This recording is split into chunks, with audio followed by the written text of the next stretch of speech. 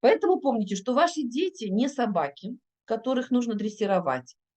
Дети не вещи, которых можно переставлять с места на место, приводя их в полное замешательство. Дети – это мужчины или женщины, которые просто еще не полностью выросли. Вот осознайте этот факт. Поэтому обращайтесь с ними так, как бы вы хотели бы, чтобы обращались с вами.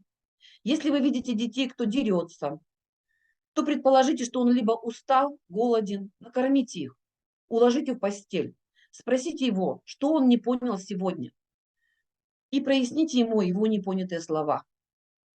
Поднимите его эмоциональный тон, просто говоря ему: расскажи мне об этом. Давая ему подтверждение каждый раз, когда он закончил.